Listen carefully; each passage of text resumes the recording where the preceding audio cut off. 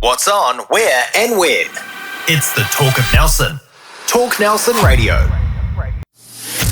The Mako Rugby Roundup. Welcome to another episode of the Mako Rugby Roundup. I'm your host, Chris Butler, and as always, I'm joined by my co-hosts, Les Edwards and Sean Davis. Hey, Some are in colours and some are not. So got the jersey on today. Feeling a bit bland. Yeah. It's actually quite chilly this morning, wasn't it? For a Still nice, chilly now, even though quite the nice sun's out. sunny day.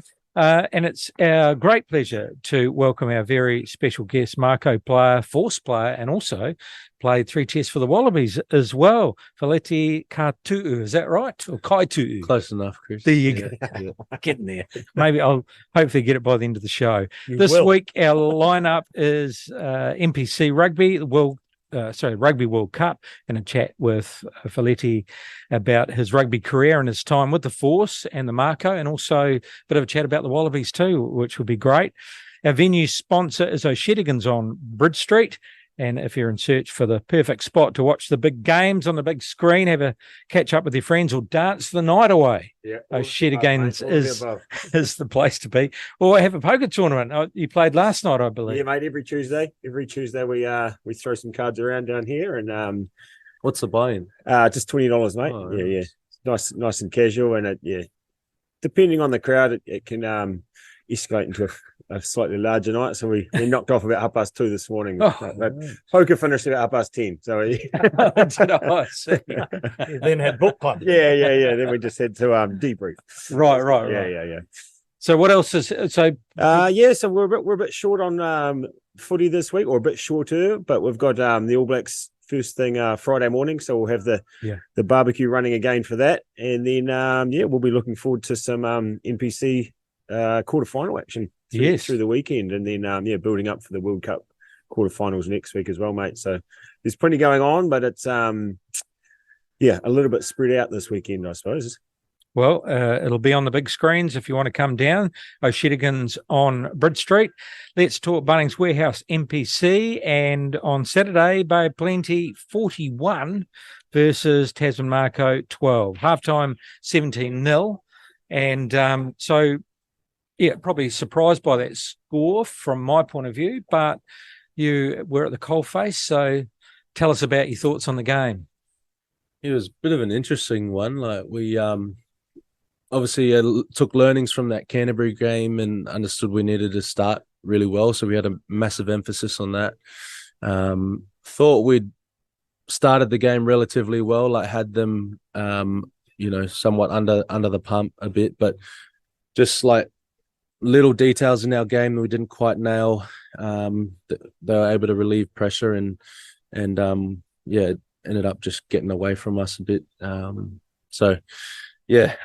Not the result we were after, but this is the bed we've made, so we got to deal with it now and get the job done from here. So, Les, did you happen to catch most of the game, or The tail end of it? But look, we've talked so many times to people in the organisation have talked about getting the detail right, and basically, to make a home playoff, you needed to get the detail right 70% of the time. 7 wins out of 10 earned a top 4 spot.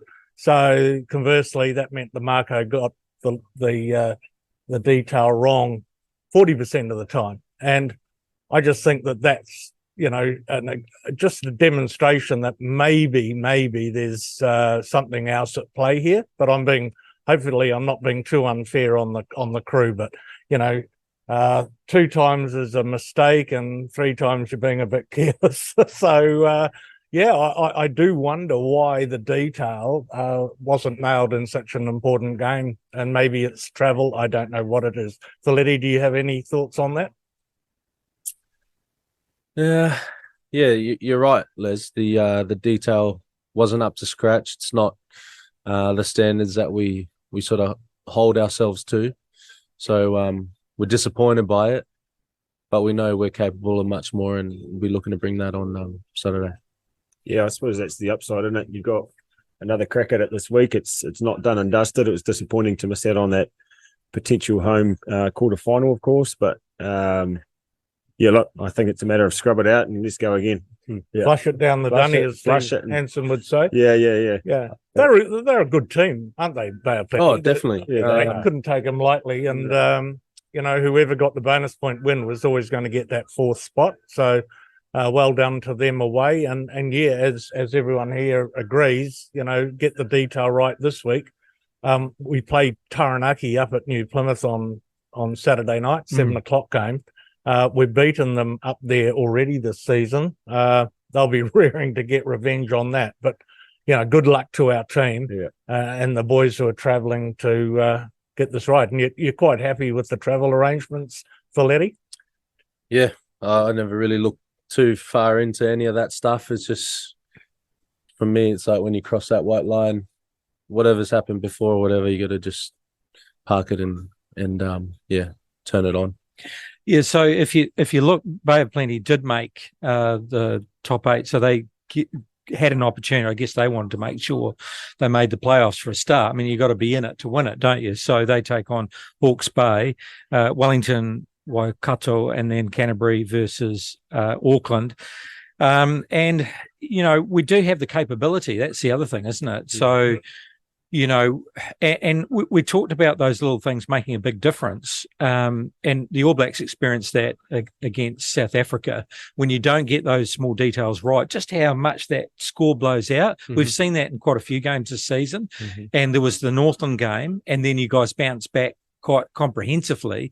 And then you've had another reminder. But it's not as though it's not there if you don't put it together, because you've beaten or gone very close to some of the top sides. Yeah. That's right. Yeah. I think that, it's like anything in life, like when you come across a bit of adversity, it's not about throwing in the towel, but how you respond, how you get up from those challenges is what sort of defines you. So, yeah. So tell us about the squad going to New Plymouth. Any major injuries? I know there was a bit of flu with the captain, so he's trying to shake that. But Quinny's had a bit of a bug, I think. Trying to have a think. I don't think there's anyone. How did Mitch Hunt come through the 40 minutes that he played? Yeah, Hunty, I think, was quite happy to be out there running around again. He's been itching to get out all season. You can tell. So I think it was good to have him out there again, and I'm sure we'll go well with his leadership again this weekend. Yeah. So on the whole, fairly squad in good order, and I guess it's a little bit of a kick in the pants, I guess you could, for one of a better term, to get refocused, and off we go. That's right. Well, we wish you guys. I think that's the beauty of the competition. As a Mako fan, we kind of know when they turn it on, we can beat anyone in this competition as well. Yeah. So. It's not all doom and gloom. I think there's, and that's the beauty of the top 8, probably. Any team on their day could probably beat anyone else. So, well, let's look at those lineups, because you got Canterbury versus Auckland. Well, okay, Auckland haven't travelled that great this year, but they could turn it on. They've got the players and capability. Yeah. Waikato again haven't fired the season, but it's all about timing. And Hawke's Bay tipped up Wellington for the Ranfurly Shield. Waikato beat Canterbury last week. Yes, exactly. So the young boys might just be all putting it together. You could tip up Taranaki. You've done it before, and then Bay of Plenty. Well, Hawke's Bay. Well, they're probably feeling a little bit sheepish since the Shields in 2 pieces at the moment. That they thought that might settle by just saying, this week we'll get it fixed. But it looks as though there might be further detail into behind that. So, but Bay of Plenty will be buoyed by that win that they've had. So who knows there? Yeah. So anyone's game, isn't it? All 8 teams are strong on paper. So, to everyone's point, it's who turns up on the day with the right mindset, the right attitude, gets stuck into their work, nails those key moments, nails the set piece. That'll all determine who's in the top 4. And great time, Saturday, 7:05 p.m. So we'll be ready for that one. Yeah, so it'll be great viewing there. Good luck, guys. The Rugby World Cup last week. Yeah, I mean, hard to say, isn't it? I mean, have the All Blacks been holding back? Are they just starting to fire now? But I certainly didn't expect 96-17 versus Italy. I thought Italy would actually at least give them a run, but we might, take it away at the end there. No, I think the boys are ready now, mate. They've had their I've said it before. They've had their hiccup. No, they'll be sweet now, mate. They'll get through Uruguay, and then then we'll blow Ireland to bits in the quarterfinal. You watch all the headlines change, mate. He's been consistent. I can give them that. So if he's there long enough, it might come round, But look, very pleasing, Les. Yeah, I watched it here. I was just awestruck actually with the precision and the continuity that the guys played with. I thought that the lack of excessive kicking, especially from the back, was very important. It was a case of keeping the ball in hand and playing at pace and wearing Italy down, and they were absolutely shattered after 20 minutes. So yeah, it was a terrific performance. I thought Shannon Frizzell, our Tasman Mako flanker, he had a blinder in the lineouts, and his carries and defence was terrific. So great to have him back. Firing at the right time. So how'd you go? Did you get a chance to watch the game? Yeah, I managed to catch the highlights. I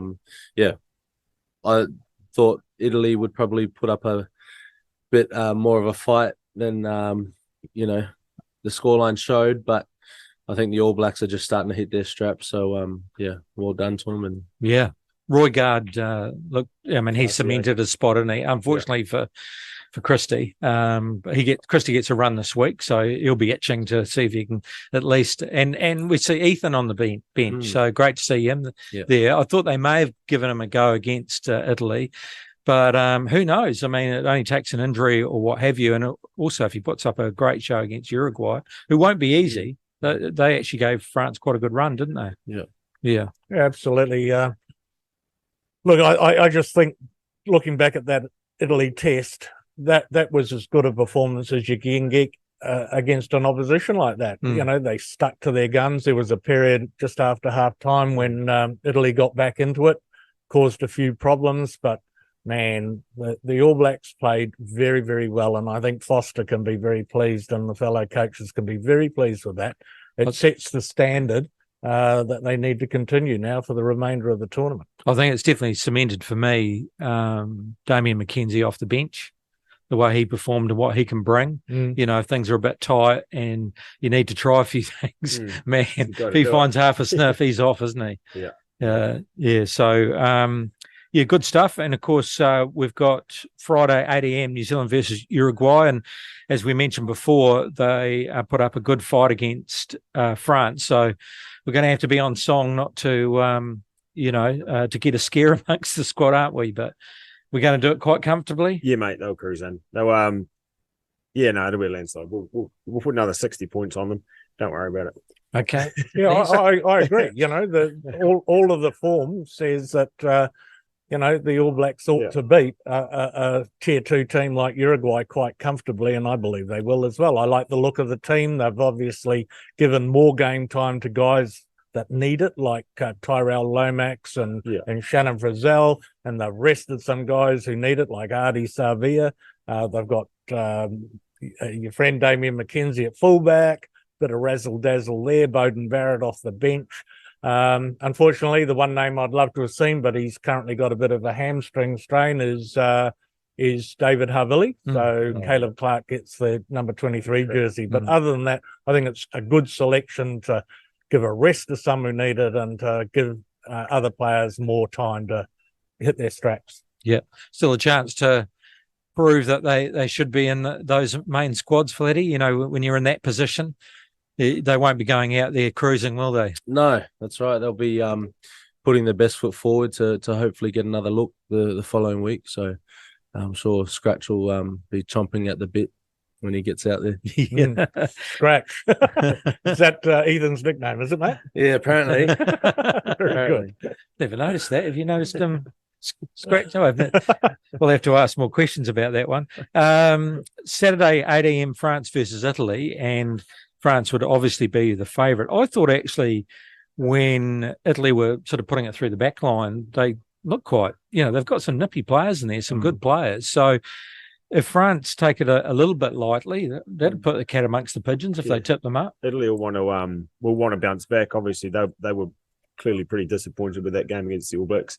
I heard the coach say after the game, he said, we're not even going to watch the tape back. No. Just throw it out. Throw it out. Throw it out and move on to France. So, yeah, they'll target this and they'll come in and try and, definitely at least reinstate some pride in that jersey, no doubt. I think you point, though, Chris, that they've got a very good backline and at times look fantastic, well coached and in good shape, but they don't have the forward power to handle it against the better teams. So I think they're in for a tough afternoon, morning, our time. So the other interesting one is that we're talking up a quarter against Ireland, but Scotland have still got a chance, and they haven't had the tougher matches. Apart from France, but they've had a couple of easier matches and they're building. So be interesting, wouldn't it? Any thoughts on Scotland versus Ireland? To be honest, I haven't. I've just been pretty busy with my own season over here. I haven't been. I've only managed to watch the highlights and whatnot of games, and don't read too much into the media and press and the punters and everything. So, yeah. I think it's great for World Rugby how there's so many teams that could potentially win it. Look back a few years ago, you could probably only pick 3 or 4 teams that are a real chance. Where this time, it's anyone's game on the day. Yeah, a bit like the NPC. So we watch the space of Scotland doing upset. How did Scotland go in the Six Nations? I feel like they were actually going pretty well with. They took a couple of teams close and they almost beat France, and they definitely had been coming into the World Cup with momentum, and so there was some thought, there was some certainly talk about them, and so I don't think Ireland will be taking this game lightly at all. And I think it's a funny thing on the day, and you just never know. We might be talking about a quarters for someone else, Unlikely. Seriously, Scotland are competent. 13 plus. Yes. Scotland are competent, but Ireland are excellent. True. There you go. All right. Fiji versus Portugal. It's done, mate. It's done. Fiji are through. Aussies are there on holiday. Isn't that amazing what they have to put up? They have to go through a whole week of training, right? It's like you've got to carry on. This is the last game of the round robin. Yeah. So, Aussies have got a bye. And the Australians have a bye, so they're sitting in the hotel, going out and training, and obviously trying to prepare, hoping they get a quarter final. But Fiji only need 1 point, so that could be a win, 4 tries. It could be a losing. They had to come back against Georgia, didn't they, Fiji? So they had to. That was a tough game. Yeah, that was a very, very tough game. Yeah, watch that one, and 17-12, I think the scoreline was, which was unexpected to me. I thought Fiji would do that very easily, but. Again, that's just to Filetti's point. Anyone can perform on their day. Actually, the other interesting game is actually Argentina-Japan. So the winner's in. So right. That could go either way. True. I've sort of kind of forgotten about Pool D. We haven't heard much. England, Argentina, Japan, and equal points with each other at the moment. And I think they play Sunday, maybe. So winners in, losers out. Is that? What's that? So the winner of Argentina. It looks that way. The winners through, losers go home. It's down to that point, isn't it? Yeah. So that'd be another interesting game. And Japan played very, very well against Samoa. Got that win. Yeah. Yeah. Well, actually, it'll be an interesting match because Japan, if they put it together, they're a good side. Japan have got a better chance than Scotland. Is that what you're saying? Yes, I do say that would be the case. That's good. Does that clarify? Please make a note of all of that. I'm sure you'll remind us. Faletti, you've been in the Wallaby camp, and the ethos and the culture within that group. And I know potentially you haven't been keeping a close eye on it, but there must be some guys in there that potentially you've been in training squads with or played with. What are your thoughts on, what potentially they're going through at the moment? You got a feel for the boys. They haven't had the greatest run in recent months. No one goes out there, crosses that white line to lose, or everyone goes out there to win and want to put their best performance on. So, and I imagine the boys are working extremely hard, putting in the extra hours and stuff. But if everyone had the solution or the perfect ingredients for the puzzle that is, sport and success, everyone would do it. So it's not as easy as putting two and two together. But I'm sure the boys are struggling. It would be quite tough in that, especially that game against Wales. You could see the disappointment and how much it really hurt to go through that. So you got to. I feel for my countrymen, but yeah.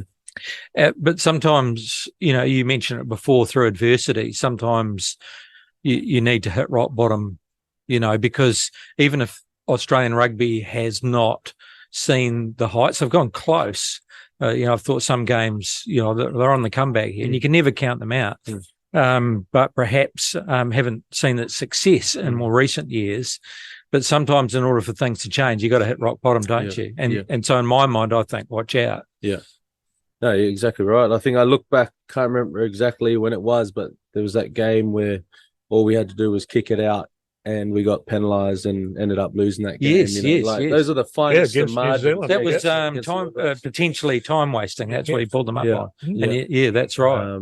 Which was like I can't remember the last time a call like that would have been made, So such fine margins, that difference between success and failure, and unfortunately we've been on the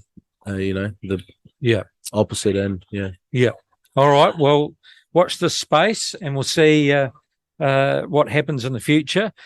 You're with the Mako Rugby Roundup, and it's our pleasure to welcome Tasman Mako 216 Hoka Faleti Kaitu'u to the podcast. Is that slightly better? Yeah, that's getting there. It's great to have you here on the show, Faleti. You were born in Newcastle in New South Wales and selected for Australia under-20s in 2014. So tell us a little bit about growing up in Newcastle.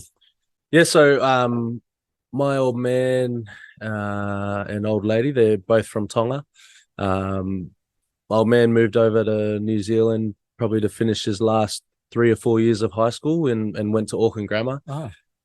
Played first 15 there. You might remember a name, Matthew Ridge, that he played fullback for him. So he was in there. And then I think there are a few other All Blacks in his he's got his first 15 photo at home. He likes to show me. Yep. I think they won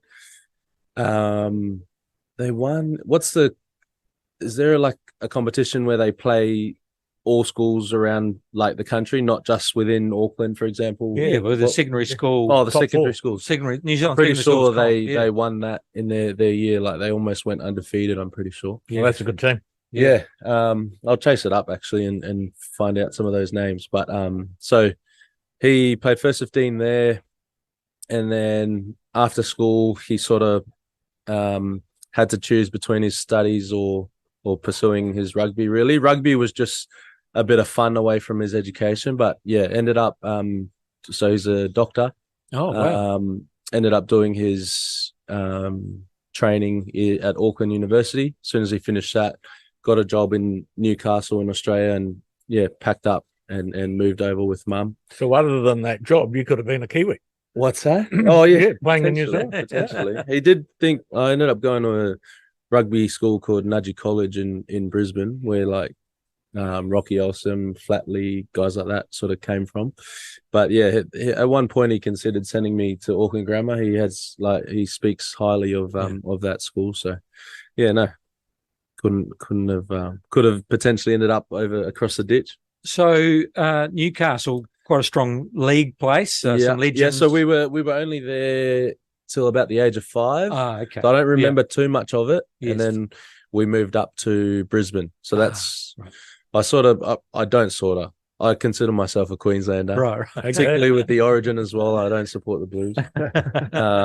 And it's where I first played my rugby and rugby league and everything. So didn't spend too much time in Newcastle, but grew up in Queensland, Brisbane. And so was Nudgee the school that's where most of the rugby came about? Yeah, most of that experience? So old man's related, like a lot of Tongans. We're related to a lot. We've got a lot of cousins, a lot of that. So Todai Kefu's mother is a relation of my old man's. And so when we moved to Brisbane, we lived on the north side, and there was a rugby club where Tim Horan, Todd and all that had played for, called South Magpies Rugby Union, just past the city, about half an hour from home. And so when we first moved to Brisbane, Todd mum said, bring your boys along. I got a family of three boys. So she said, bring your boys along to South. And so I've been playing rugby since about the age of 6 or so. Played all my club rugby there, and then went to Nudgee College and for high school. Yeah. Oh, nice. Yeah, good stuff. So always a hooker, or? Yeah. So old man wanted me to play in the back row, so he always pushed me to be like an 8. He played flanker, blindside. So I played a bit of 8, bit of 6, and then I remember clearly going to Nudgee College. It was like one of the first days of rugby training there, or trials, and the coach asked me, he's like, "What position do you play?" I said, "I'm an 8," and he's like, "You're not an 8, mate. You're not an 8." So I hadn't had my growth spurt yet. I was about half the height of some of the other lads. Still ran as hard as them, but I wasn't as tall.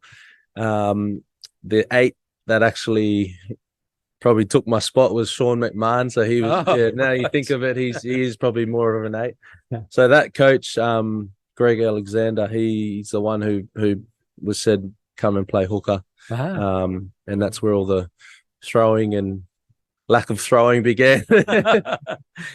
Okay. And then, so where were you playing when the under-20 national honours came along?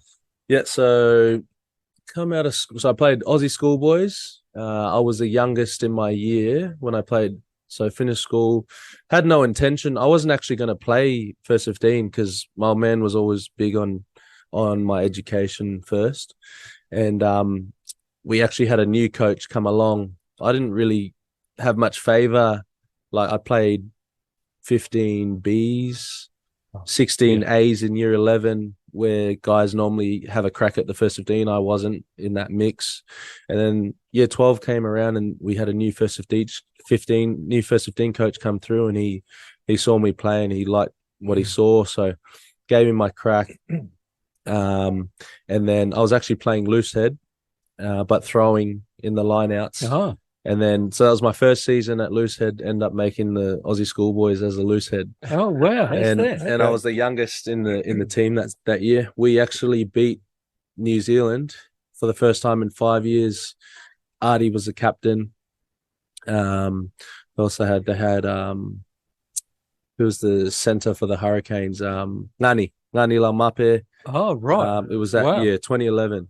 Played them in Sydney, and so that was a pretty special memory. You know, coming up against the Kiwis, like, we always heard about how bloody strong they were and everything, and that was an experience. What's all this talk about? Wasn't that hard? Mate. So 2016, you represented Queensland country. Yeah. What competition do they play in? So they play in they were playing in the NRC, so the National Rugby Championship. I think, like, obviously part of where we're lacking in Australia is that tier between club rugby and super rugby. Currently, we don't have one because the NRC got canned, and hence why I've come here to get some time under my belt. But that NRC was running for a few years, and I feel like they were getting some good progress. But I think, I don't know the details, but maybe it was financially or for whatever reason. But that got pulled. I think it's been 2 years. It's been missing now. Yeah, and that would have been similar to NPC. Structure. Not of the same standard, but but closer. You'd have your guys who didn't push on to national honours, guys sort of from club that were trying to get their next crack into potentially pushing for super. But it was like, I feel you get better at rugby by playing more rugby. You can train all you want, but unless you're there in the mixer, it's not quite the same. True that. So from there you ended up in Perth playing for the Force. Is that where the not quite. There's a bit of So bit in between. Yeah, there's a fair bit in between, man. It's a bit of a funny journey, mine. So I won't keep you too long, but yeah, spent 2016, I had spent 15. So after 20s and 14, spent 15 and 16 playing club rugby in Brisbane, and with the Red Squad training for free. In those days, it was it's not quite the setup here in New Zealand where lads come in and you get paid and whatever else. It was like, if you don't want to come in and train, we'll just find another bloke, to come in and do it. And so as a young kid, you're like, yeah, bloody oath, I'll come in, I'll do whatever it takes. But it's tough. Like, I was studying, I was having to work to make ends meet a bit as well. So I was doing that for 2 years, and then the third year rolled around where I was just looking down the barrel of another club season and potentially just training with the Reds again. And I was like, oh, if I don't change something, like, how can I expect a potentially different outcome, So I was like, spoke to my manager. I was like, I'm probably at a point now in my career where I hadn't left home yet. Mum and Dad were pretty held on pretty tight, didn't want me to leave the nest. So I said to my manager, like, I'm willing to give it one more crack. If it doesn't work out, I'll call it a day, and I'll put everything into my studies and my degree and everything. And so he sent my footage around, and the Canterbury coach had a hooker who had broken his arm. Nate Vella had broken his arm, so he was unavailable for a club in Christchurch called New Brighton, and they needed a hooker throughout that season. So he's like, "Oh, the Canterbury coach has seen your stuff. There's a bit of interest there, but he said you got to come over and prove yourself throughout the club season, and there'll be a few games of preseason games. If you go well, there could potentially be an opportunity there." So begged mum and dad for like a whole day or two to let me go. And I think within 2 days I was on a flight over to Christchurch. First time away from home.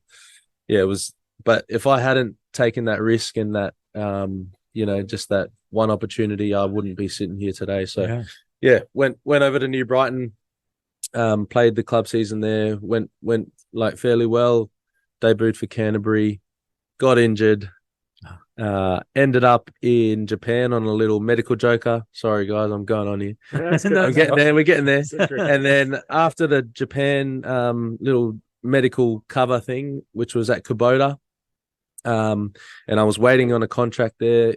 It was so if they landed Dwayne Vermeulen, they wouldn't have space for me. If they didn't land him, then they'd have some money spare for me because Dwayne would have taken it all. So they got Dwayne, and I was left with nothing again. Back in Christchurch, agent calls me. He's like, the Force had just been kicked out of Super Rugby. They've got this billionaire bloke called Andrew Forrest. Yes. He's not having a bar of it. He's not going to go down without a fight. They're pulling together some lads who aren't necessarily in proper setups and everything around the country. You willing to go? And I said, is it full-time rugby? And I said, yep, because I was working in a bloody warehouse in Christchurch with that New Brighton sorted me out with. And I said, yeah, mate, I've got nothing else going here, so I'll give it a crack. And ended up 2018 at the Force. It was interesting times. We started up a competition in the Asia Pacific region, which was a bit of a series. We'd play once every sort of 3 weeks, training a hell of a lot, chilling a hell of a lot. But it was awesome. It was awesome to be training full time, and just be able to work on yourself daily. Yeah. So that competition was called Global Rapid Rugby. Yep. If you remember, and in that comp there were some very, very interesting innovations that Twiggy Forrest and his crew decided to introduce. So can you recall some of those variations? I can't remember how much it was worth, but there was a power try, which was if you could start the phases from within the 22 and go the length, with no break and play, that would be a 9-point try. 9 points. Yeah. Right. So And the goalposts would flash and everything. Yeah. And what do you get a conversion as well? Yes, and then it could So that's an 11-point. Yeah. Yeah. So that was to I think we didn't score a hell of a lot. Yeah, I'm going to ask. Did you get any? We did. We got a couple. So that's all about attack, isn't it? And giving fans entertainment. That was the aim of yeah, the competition. Was absolutely. And another one was you could not kick out on the full, even from your 22. Yeah. So same rules applied as if you were kicking out on the full. So that, again, Interesting. keep the ball in play, more minutes in play. Very innovative, and it lasted for 2 years. Yeah. And that included teams from Hong Kong, Malaysia, Fiji, Samoa. Did you get to any of those places? We got to Fiji a couple times. We've been to Hong Kong. Boys went to Singapore. I didn't quite get to that one, but yeah, it was pretty cool. Like, got to go to some amazing places that you probably never would have otherwise gone to with rugby, you know? Right. Yeah. So one of the teams, they were called the China South Lions. China Tigers. Yeah, I think. So they were from Shanghai, but based in Rotorua in New Zealand. Yes, yeah, they had a lot of Kiwi boys running around for them. Yeah, so a tie-up that Bay of Plenty had with rugby in Shanghai, and they ended up hosting this team. So did you get over it or did they come to you? Hong Kong, I think, was that team. So yeah, we went over there, played a game there. They've come over to Perth as well. So yeah, that was fascinating time. So it's almost doing a Kerry Packer in rugby, wasn't it? Yeah, it was. Absolutely said. Twiggy Forrest wouldn't have a bar of being kicked out of rugby. Yeah. They'll make their own one. I'll make mine. Yeah, that's correct. In terms of Perth and rugby, like there's a big demographic of people that are really, that love their rugby in Perth. So to have that team pulled, and for young lads to not really have anything to aspire to, was pretty tough. So yeah, so grateful to Twiggy and Matt Hodgson for sticking it out. The Western Force were re-entered to Super Rugby in 2020, and you've been inside since, playing 40 Super Rugby matches. So what do you enjoy about the setup and playing for the Force? Well, for me, I'm a battler. Like I said before, I spent time at the Reds, didn't get a crack, had to go to Christchurch, play club rugby, went to Japan for a bit, back to the Force, to a team that wasn't even in Super Rugby, so national selectors weren't even looking at us. But for me, as a young kid growing up, having a connection to Todai and guys like that, like, the aspiration was always to pull on the green and gold. So if it wasn't for the Force being there, it would have never been possible, it just literally wouldn't have been a possibility. So it'll always have a special place in my heart, the Western Force. Yes, we haven't achieved the success that we're all desperately chasing. A bit like how I spoke about the Wallabies before, like, we're not going out there to lose, each week. It's just not quite, all the pieces of the puzzle aren't quite coming together. So, it doesn't happen overnight, and got to set our foundations right, get our standards, our values right in terms of our culture. And, I think if you just have a focus of getting better each day, and trusting the process, it comes in time. Because I remember we were talking about the Super Rugby comp, and knowing that Tony listens in and gives Les direct feedback about his picks, especially. So he ended up tipping against the Force a couple of times, but then because of Tony, had to turn it around and just pick the Force every week, because otherwise he gets in trouble. But there was a couple of times, especially at home, where there was some great wins. Yeah. And the form towards the end of the season was quite good. So how do you feel about the team's development, knocking on the door of perhaps some playoffs in the forthcoming season? Yeah. Like, we've just missed the last few seasons by the skin of our teeth. Like, there was one 2022, we were sitting in the team room watching a game, waiting on, I think it was the Rebels to hopefully score a try to get us through, but it wasn't to be. and then this season, just missing out as well. Came down to the final game. Yeah. But yeah, we had strong success at home. It was a bit of a fortress for us. Didn't lose a game until the Chiefs came over and just were too good for us that night. But yeah, we're headed in the right direction. Good crowd, Yeah, great crowds. Yeah, passionate, mate. I mean, New Zealand teams would fall over backwards to have the crowds turn up in Perth. Yeah. I mean, they all tend to go to the AFL or whether it's the football. They all turn out. Yeah. Aussie crowds do tend to do that. They say that, but particularly in Perth, though, they'll like your Brisbane fans will come in a nice dress shirt and jeans with their RMs ready to go to town, whereas the Sea of Blue fans will come out in their Force jerseys and everything. That's right. And I remember when it first started, the marketing was fantastic, and there were packs for kids, and there was great support for the team. So may it last a long time. And of course, some familiar names with team management from Tasman are now with the Force.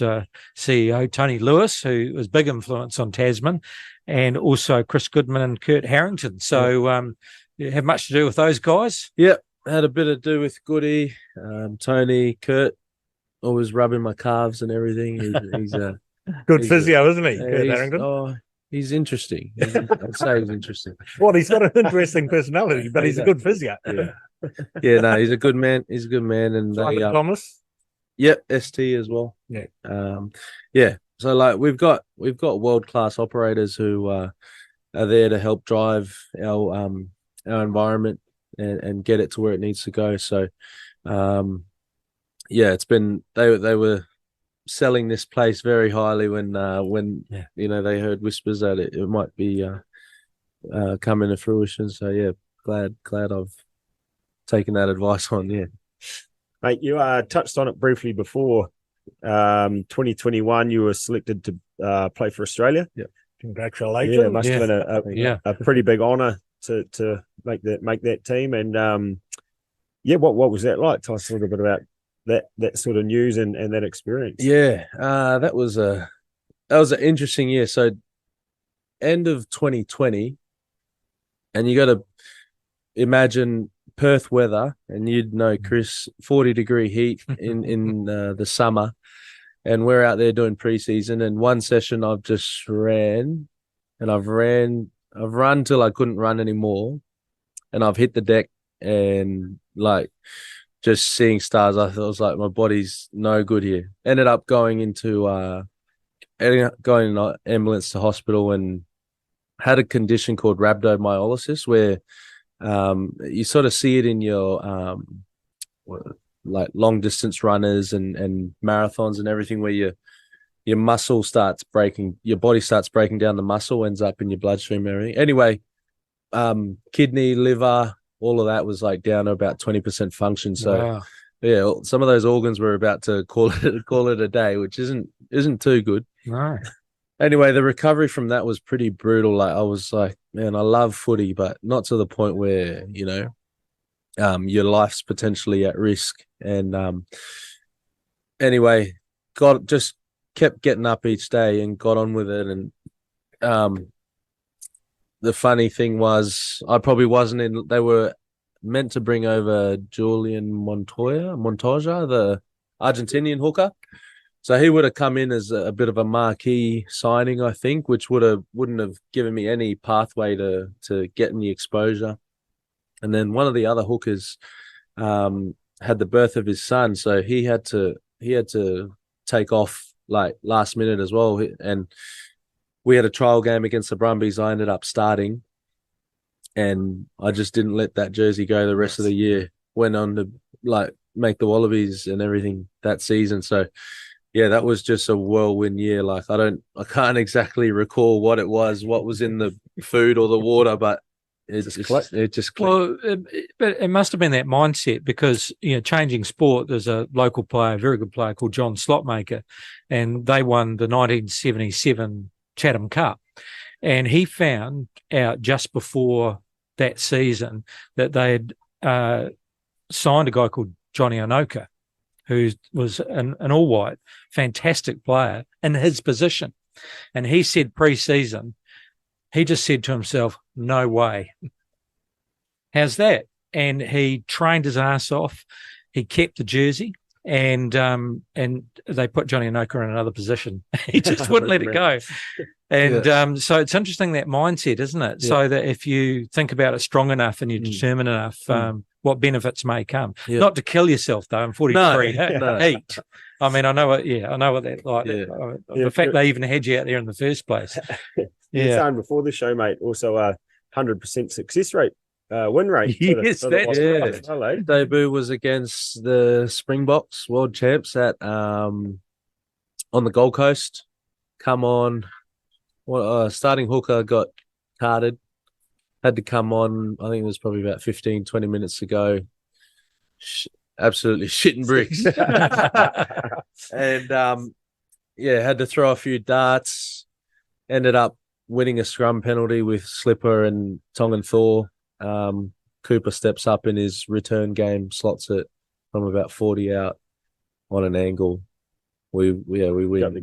Dream debut. I was talking to a few of the boys after the game. They're like, man, like pretty rare to get a win like that on your debut. Unfortunately, with the where we're at as a country. So yeah, very special. Never forget that. That's pretty cool. Right? What was some more of the big names that you're playing alongside? With the Wallabies? Yeah, with the Wallabies. Yeah. Obviously, your Quade Coopers and Tom and Thor's. My first roomie was Slipper. Yeah. Likes to go to bed pretty early. I'm sure a few young lads have experienced that feeling when the old bull wants to shut up shop and you're sitting there just looking at the ball. I think I had a little snore on as well, so I woke up to a few pillows on my bed, on the side of my bed, and all good experiences. Nice, man. It's awesome. So now you're playing NPC with the Tasman Mako, having played in all 10 games to date. Every player says the team environment is excellent. And have you enjoyed your season with the Mako, and how does it compare with other places? Yeah, I think one of my biggest takeaways, like you take the rugby out of it, you're genuinely excited each morning to show up, walk through the doors and see your mates. And when you go back to the core of rugby and when you first started playing grassroots, like that's you have a Tuesday, Thursday training at night, like you spend all day at school, all you want to do is head out there that evening to run around with your mates and muck around and everything. So I think as the game becomes more and more professional, I think some environments probably think that you got to take that side of the game out of it, like that enjoyment. And I think there's enough pressure within the game itself and what the expectations are. Like, I think that the challenge for environments is actually to how can we take the pressure off the lads when it doesn't need to be on, and bring them back to the core and the heart of why we play the game and why we love it, Yeah, well, you see that on Mondays, the first day back after a game, the energy and the laughter and buzz in the team room, and then out on the park is very obvious, isn't it? So I think that's a really good point, that at the end of the day you gotta love what you're doing, and the Mako are very good at creating that, led by guys like Jimmy Holden and the team management, team managers. They do a terrific job at lightening things up so that by the end of the week, you can focus on the important stuff, which is winning rugby games. I just want to talk, if you don't mind, a little bit about lineouts. So is there a very fine margin between getting it right and getting it wrong? What do you reckon, Les? Well, there's a lot of moving parts. It looks pretty easy. But there are a lot of moving parts, aren't there? Yeah. I can't remember who. Someone brought it up with me a few years ago and was like, because obviously kickers and throwers, they're a closed specialist skill. Your flanker can't just roll up and kick a goal. Well, he can try, but I mean, they're closed skills that only those certain positions will have to nail. But for a goal kicker, the goalposts don't move. For a line-out thrower, generally we've got a few things to contend with. So some of my biggest lessons coming here and working with Piggy is sort of the understanding of the type of throw that you, whether it's one that you've got to drop on your jumper or one that you've got to rip it to them. Understanding the situation that, like, sort of in Australia, I've always been taught that, you hitting a bloke up here is where you want to hit him every time, which in an ideal world would be great, but it invites like a certain degree of risk, because the margin between the perfect ball and one just tipping his fingertips and going over is so small. Yeah. So in a situation where you don't need to hit him there, you don't need to, and so yeah, those are some really big lessons I've learned while being here in terms of my set piece. And then obviously there's some real technical aspects of your posture and your stance and, how you finish your hands, all that kind of stuff, which, like, for me, I've just had to figure it out on my own this entire time. Like, everyone's got their own little opinion. So you come to one coach, he reckons this way. You go to another, he tweaks you this way. And everyone's different. So you've got to find what works for you. But technically, there are some fundamentals that are standard across the board. But yeah, it's a skill, and I've listened to some of the greats, like your Cody Taylors and Dan Coles speak about it. It's a skill that you just can never, say that you're perfect at. No, because 100%. Because those two players have had the odd run where they just aren't able to get it right, and then all of a sudden they're not talked about. The line out throws become perfect. They're never talked about. That's dead right. Cody Taylor in one test match, that was the end of his career, wasn't it? But the next game he nailed it all. So, it's an interesting part of the game, I think, and a lot of pressure on a lot of people. So and then of course you got wind and you've got referees and their interpretation of what's forward and what's offline and what's not. So in short, it's an interesting one actually. And Ethan Blackadder we were just standing on the side of training one day, and he said he asked one of the boys, like, why does a hooker throw the ball? Like, why can't anyone else throw the ball? The best thrower. Good question. And that's interesting, because that is the first time I've heard that a loose forward did the line out throws. I've never seen that or heard of that before. So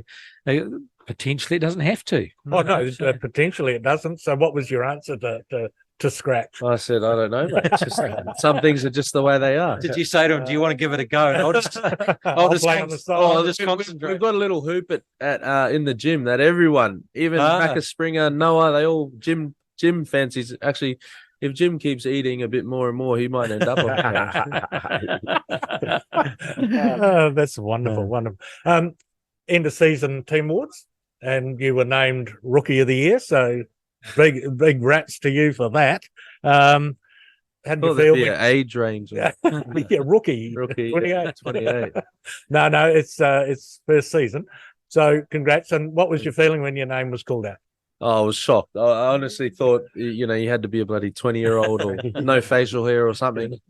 But yeah, no, very grateful to even just pull on the jersey, let alone, get recognized for Rookie of the Year and everything. I was at a point this year where I needed to get some more game time under my belt, and just to really find my enjoyment for the game. And I couldn't have come to a better place. Yeah. Just a quick aside, it was Player of the Year. Mako man, it was Anton Signa, Defender of the Year. So he had an amazing season, no doubt about that. And he got 3 of the awards, and you got the 4th. So well done. Nice. Oh, good stuff. Okay, so 2024. So do you know what's in store for you yet? Back to the force? Yep. So I'll be got another season there. That was I'd signed a 2-year contract. So this was the first. Next year is the second. And then not sure what the future holds, but excited to get back there, and we've got a sort of new group there. and we're starting back preseason in November. So wow, yeah, not much of a rest, is there? No, I've got a bit of time, but looking forward to meeting all the new faces and getting stuck in. Running up those sand dunes. Running up 40-degree heat. 40-degree heat. Hopefully no more ambulances. Yeah, that's right. Yeah. Might we see you back at the Mako? I'd love to. Like I said, rugby aside, just the environment, the people, the place. I'm living at one of the legends, Alex Ainley's sleep out. Oh, his house is down the bottom. My sleep out's above, and I wake up to Tahuna Nui Beach. Wow. Yeah. Lovely. Nothing better. All right, mate. Well, look, we really appreciate you coming in. Thank you very much. It's been great to get some insight into your background and, rugby in Australia and your time with the Mako. Obviously, we want to wish you and the team all the best for Taranaki. And I'm sure you'll turn it on Saturday night and continue the path on the playoffs campaign. So we wish you all the best for that. So awesome. Appreciate you coming in. Thanks for having Cheers, me, mate. Cheers. Great to see you, Phil. Thank you, gentlemen. So, Les, what's your weekend looking like? I'll watch the All Blacks on Friday and Yes. watch the Mako on Saturday night, and I expect and hope for victories for both teams. Yeah, that's right. Nice jersey, eh? What year is that from? 2 years ago. 2 years ago. That's when they just give them to the legends. That's a legend shirt, that one. I'll send you the link. Oh, okay. That's not what he told me. Yeah. Anyway, Much the same for me, mate. Yeah. Yep. I've got I'll be up early for the All Blacks game. Obviously the boys on Saturday night will be my main entertainment for that evening, and then I'll track down what time those Ireland, Scotland, and I know Argentina, Japan games are, and just make sure Liz is still onto it with his tips. there's pics. Yeah. He's making note. I don't blame him. But I'll be reflecting in the glory next week. Yeah, it's all starting to get to the business end, which we like. Thank you for joining us, gentlemen. Thank you to our listeners, and we'll talk to you again next week. The Mako Rugby Roundup. What's on, where, and when? It's the Talk of Nelson. Talk Nelson Radio.